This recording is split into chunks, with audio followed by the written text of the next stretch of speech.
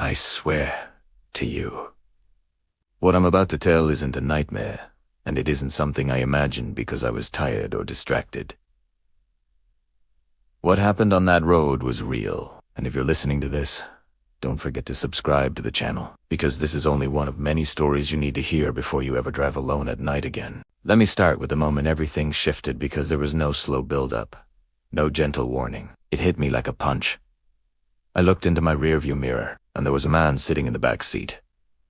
A man I never picked up. A man who wasn't there.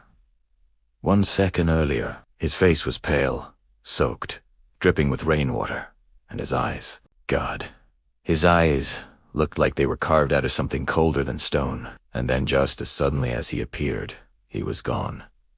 That moment didn't happen at the end of the story. It happened in the middle of the night, when I was completely alone on a deserted highway, surrounded by darkness and rain, strong enough to erase the world outside. But I'm getting ahead of myself. To understand why I didn't immediately crash the car, or throw myself out of the driver's seat, or scream until my throat bled, you need to know how that night began. It was a Thursday, and I had worked later than I should have. My head hurt. My back was stiff. All I wanted was the comfort of my bed and the warm glow of my living room lamp. But the universe had a different kind of night planned for me. The storm had rolled in fast dark clouds, swallowing the sky long before I even started the engine. By the time I was halfway home, the rain was hammering the windshield so violently it looked like the glass was dissolving. Visibility was almost zero. The wipers were useless, smearing water more than clearing it. Most drivers would have stopped, but I was stubborn. Primera pushed on. The road I take home is a long, rural stretch, no houses, no gas stations, barely any signs, just endless asphalt and trees that look skeletal when lightning flashes behind them. I wasn't scared. Not yet. Just tired. Desperately tired. But then the storm grew worse. The kind of worse that makes you grip the steering wheel harder and lean forward like getting closer will somehow help. That's when I saw him. A figure on the side of the road, standing completely still. Standing in the open rain, not waving for help, not signaling danger, not even acknowledging the car barreling toward him. Just standing there. Something inside me whispered, don't stop, but something else. Something human sighed, Primera. Cooled in a tea. Just leave a person out there. Primera slowed it down. The headlights washed over him, and he looked wrong. Deeply, disturbingly wrong. But before I could fully process it, he turned his head toward me. Slowly. Too slowly. And that S, when the temperature in my car dropped like someone had opened the door to a freezer. I should have driven away. I should have listened to that first instinct, but I didn't. And that mistake is the reason everything else that happened became possible. I pulled the car to a stop a few feet ahead of him. The rain hammered the roof like 1,000 impatient fists. For a moment, I just sat there, gripping the steering wheel, watching the figure approach through the distorted blur of water on the windows. He didn't run toward the car the way someone desperate for help would. He didn't seem cold or shaking, either. He moved with a strange calmness almost, like someone walking through a dream, unaffected by the storm raging around him. When he reached the back door, he didn't knock. Didn't hesitate. He just opened it and slid inside, seating himself directly behind me. The interior light flickered for a split second, and in that brief pulse of illumination, I saw his clothes more clearly. They were old. Eerily old. Not dirty, not worn out. Just outdated, like something ripped from a different decade. A gray coat too thick for modern fashion, boots that looked handmade, and a shirt with buttons that belonged to another era. He didn't say a single word. Rough night to be out walking, I said, trying to break the tension with something casual, something normal. Nothing. Not even a breath of acknowledgement. All I could hear was the soft, steady dripping of water from his clothes onto the fabric of the seat. A slow, rhythmic tap, tap, tap. The air inside the car felt colder now. Not cool, but cold in a way that seeped into my spine, like stepping into a basement that had never seen sunlight. I swallowed hard. "Where are you headed?" I tried again. Still nothing. But then I heard something. A faint inhale. A long exhale. Like he was struggling to breathe normally. His presence filled the car with an invisible weight. A pressure. My instincts screamed that something wasn't right, but my logic kept telling me he was just a man caught in a storm. A stranger. A lost traveler. Maybe he was in shock. Maybe he'd been in an accident. Maybe he needed help but couldn't talk. I kept driving. Every now and then, I glanced at the rearview mirror. But the angle made it hard to see his face clearly. He sat upright, shoulders stiff, staring out the side window. Not moving, not fidgeting. Just existing there. Like a silent shadow, lightning flashed across the sky, illuminating the inside of the car for a second. His reflection in the mirror didn't move. Not even a blink. I cleared my throat. So, there's a town about 10 minutes from here. I can drop you off at the gas station, if you... He interrupted me without speaking. A sharp, sudden sound. Tap. A single tap on the window, made by his finger. Except, I didn't see his hand move. The noise froze me in place. It wasn't loud, but it cut through the storm like a blade. "Are you okay?" I asked, turning slightly. And for the first time, he turned his head toward me. His eyes met mine through the mirror. Dark, heavy, completely hollow, like staring into the open mouth of a cave. My heart thudded in my chest. Something primal inside me tensed. Then, in a voice so low, it almost dissolved into the sound of the rain, he whispered, "You shouldn't have stopped." A chill tore through me. I gripped the steering wheel so tight my knuckles turned white. "Why?" I whispered back before I could stop myself, but he didn't answer. He turned his head toward the window again, and the silence swallowed us whole. A silence that felt wrong. Alive. Predatory. A silence that made me whisper to the empty darkness of the road, "Please, subscribe to the channel so you don't miss what comes next." The silence after his warning clung to me like a wet cloth. My breathing grew shallow, my thoughts tangled into 1,000 frightened knots. I shouldn't have stopped. Why would he say that? Was someone following him? Was something out there on that road? The storm outside only intensified the tension. Thunder cracking across the sky like distant gunfire. My headlights barely pierced the darkness ahead, and every shadow seemed to move when I wasn't looking directly at it. I forced myself to keep the car steady. "Can you tell me what happened?" I finally asked, my voice rasping with fear I could no longer hide. He didn't speak, but he did move. Slowly his head tilted, not toward me, but downward, like he was staring at the floor behind my seat. I couldn't see what he was looking at. I wasn't sure I wanted to.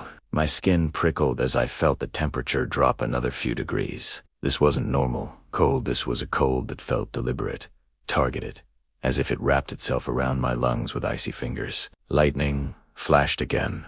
This time, the brightness lasted long enough for me to see something in the rearview mirror I had done noticed before. There were water streaks down the seat where he sat deep, dark, soaking the fabric. Not splashes, not drips. It looked like he'd been submerged, drowned. My voice trembled. "Do you need medical help? Do you want me to call someone?" "No answer. Answer. No." A heavy breath escaped him slow, rattling, like air escaping a cracked pipe. But something about it wasn't right. Something about the sound felt unnatural, like it didn't belong to a living person. A few more miles passed in oppressive silence. The only noise, the storm and the faint drip of water hitting the carpeted floor. Then he finally spoke only one word. "Hum. Hum." It startled me so badly that I jerked the wheel. The car swerved for a moment before I corrected it, heart pounding. "Home," I repeated carefully. "You want me to take you home?" He didn't answer. He didn't nod. He didn't breathe. He just stared out the window, his posture rigid, his body motionless. The road stretched ahead, completely isolated. No houses. No lights. No signs of civilization for miles. "Where is your home?" I asked. Another long pause. Then, in that same low, hollow voice, he whispered, "Up the road." My blood turned to ice. Because up the road meant only one thing, a place I didn't want to think about. A place locals talked about in hushed tones. A place where an accident had happened years ago. A fatal one. I tried to steady my breathing. "All right," I said softly. "I'll take you there." But inside, I was screaming. Every instinct begged me to turn the car around, to drive as far away from that stretch of highway as possible. But I didn't. I kept driving. I regretted it with every passing second. The rain intensified. The darkness closed in. And somewhere deep in my gut, I knew I was carrying something in my backseat that wasn't supposed to be in this world anymore. If you're listening, subscribe to the channel before this gets even darker. The deeper I drove into that stretch of road, the more the world outside began to feel unreal. The storm blurred the trees into ghostly shapes, bending and twisting under the weight of the wind. The road seemed to narrow, hemming me in like a tunnel carved through pure darkness. "Up the road," he had said. "But how far?" My hands were shaking on the steering wheel. The cold inside the car felt alive now, like it had lungs, like it breathed against the back of my neck. I risked another glance into the rearview mirror. He was still there, staring out the window, unmoving, unblinking. But something had changed.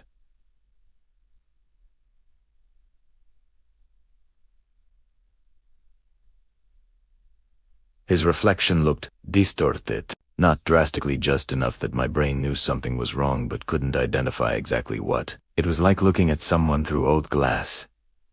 Warped, stretched, slightly too long around the edges. I blinked hard, thinking it was just the rain, the stress, the exhaustion.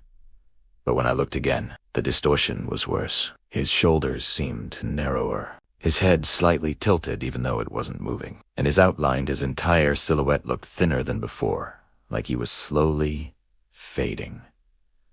My throat tightened. "Hey," I said, trying to keep my voice steady. "Are you sure you're all right?" Silence. But in the mirror, I saw something that made my heartbeat stumble. His lips were moving. No sound. No words. Who's this low, eerie motion of someone whispering to themselves? I swallowed hard and asked, "What are you saying?" His lips stopped instantly. Then, in a voice that sounded cracked, brittle, and ancient, he replied, "You don't hear them." Cold washed over me like a wave. "Here." "Who?" He didn't turn his head. Didn't shift. His eyes remained locked on the window, as if something or someone was staring back from the darkness outside. "The voices," he said softly. "They've been calling since the moment you stopped." I gripped the wheel until my fingers went numb. "I don't hear anything," I whispered. He let out a long exhale that misted the rear window, even though it should have been too cold for fog to form. "Ju will."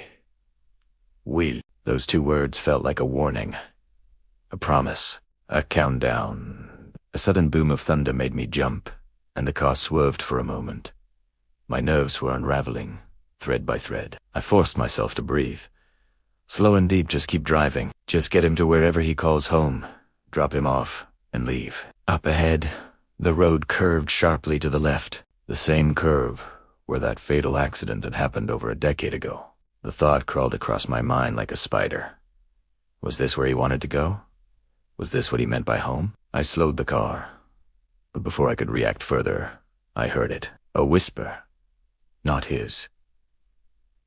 A whisper inside the car. A whisper that came from right behind my ear. "Turn!" I jerked forward with a gasp, choking on my breath. The hitchhiker hadn't moved. His reflection hadn't changed. But that voice didn't belong to him. My heart pounded violently. I needed to pull myself together because whatever was happening in that car, I wasn't alone with just one presence anymore. If you're following this story, subscribe to the channel, because what comes next is the part most people can't handle. I froze. That whispered, that cold, breathless voice right behind my ear didn't belong to the hitchhiker, and it didn't belong to anyone living. My eyes darted to the rearview mirror again. The man in the back seat hadn't moved an inch. His head was still tilted toward the window, his hands still resting lifelessly on his lap, his clothes still dripping onto the floor in that slow, steady tap. But now his reflection, it wasn't just distorted, it was fractured, like pieces of him were separating, pulled apart by something I couldn't see. I blinked rapidly, trying to force my mind back into reality. The whisper could have been stress, panic, my imagination. But no, it wasn't imagination, because it came again, this time from the opposite side, brushing the skin of my neck like cold fingers. "Turn here!" I gasped and looked at the road. There was a narrow dirt path to the right one I had never noticed before, one that shouldn't have been there at all. It led into dense woods so dark the headlights couldn't penetrate them. And then the hitchhiker spoke. "Take it." His voice wasn't empty or distant anymore. It was commanding, sharp, almost urgent. "I can't take that road," I whispered. "That path doesn't lead anywhere." "Yes, it does," he replied, still staring out the window. "It leads home." My blood went cold. "Home," I repeated shakily. "Your home. The place you meant." "No," he answered slowly. "My home. Before. The word echoed in my skull like a warning siren. Before what? Before he died. Before he became whatever was sitting in my backseat. The air thickened, heavy like fog filling my lungs. I could barely breathe. "You need to tell me who you are," I said, voice trembling. "What happened to you?" He didn't respond. The silence that followed was different this time. Charged, electrified, like the calm before an explosion. Then the temperature plummeted so fast I saw my breath, and the whispers returned. Not one voice now. Many. Layered. Overlapping. Crawling across my skin like insects. "He brought you. You stopped. You turned. Now go. Finish it. Take him home." Clamped my hands over my ears, but the voices seeped right through, vibrating inside my skull. My heart slammed against my ribs. "Stop!" I yelled. Everything went silent. Completely silent. The only sound remaining was the storm pounding the car roof. The hitchhiker turned his head toward me slow, mechanical, unnatural, and for the first time, I saw his face clearly. His skin was swollen and gray, waterlogged like someone pulled from a river. His lips were tinged blue. His eyes were dull, lifeless, and yet burning with some cold intelligence. He stared directly into mine through the mirror. "You took the wrong road," he whispered. "Now take the right one." I swallowed hard, chest tight with fear. "What happens if I don't?" He blinked. Once. Slowly. And in the reflection, behind him, I saw shapes. Multiple shapes. Silhouettes. Faces. Hands pressed against the glass that wasn't there. Whispering. Waiting. "You won't leave this road alive," he said softly, "unless you listen." The dirt path loomed beside me. The unseen voices waited, and every instinct inside me screamed that turning onto that path would end everything. But not turning might be worse. If you're still listening, subscribe to the channel, because what happens next is the part no one ever forgets. My pulse hammered in my ears. The dirt path waited beside me like a mouth opening into the forest, swallowing any hope of escape. I tightened my grip on the wheel, unable to breathe. "I'm not going down that road," I whispered. The hitchhiker didn't move. But the air moved. The temperature plunged so sharply that frost crawled across the inside of the windshield. The storm outside blurred into a distant roar, muffled as if something far bigger had settled over the car. Then the whispers began again. "Closer. Hungrier. Turn. Come back. He needs to go home. You must finish it." My chest tightened until I thought my ribs would crack. I squeezed my eyes shut, but the car jolted violently. Something slammed into the back of it. I snapped my eyes open, breath ripping out of me. What was that? I yelled, twisting. But the hitchhiker wasn't sitting in the back seat anymore. He was leaning forward, his face inches from mine, reflected in the mirror like a nightmare pressed against glass. Water streamed down his cheeks like tears. "You'll kill him if you keep going," he whispered. "Kill who?" He raised a shaking hand and pointed through the fogged windshield. I followed his gesture. Up ahead, headlights, a car, coming fast, too fast. If I kept going straight, we would collide head-on. My heart leaped into my throat. Someone was coming around that curve blind, speeding, unaware of me. The hitchhiker's voice was barely audible now, dissolving like mist. I didn't turn. That night, the realization struck me like lightning. He hadn't been warning me. He had been reliving it. "This is where you died," I whispered. His eyes locked onto mine through the mirror. "Yes." The headlights grew brighter, closer, rapid. My choices collapsed into a single path. Turn onto the dirt road, or die, exactly as he had. At the last second, I jerked the wheel to the right. The car slid violently onto the dirt path, skidding in mud, fishtailing until I regained control. The speeding car tore past the main road a split second later, horn blaring, oblivious to how close we came to death. My hands shook uncontrollably. I turned to look at the hitchhiker, but the back seat was empty. Water pooled where he had been.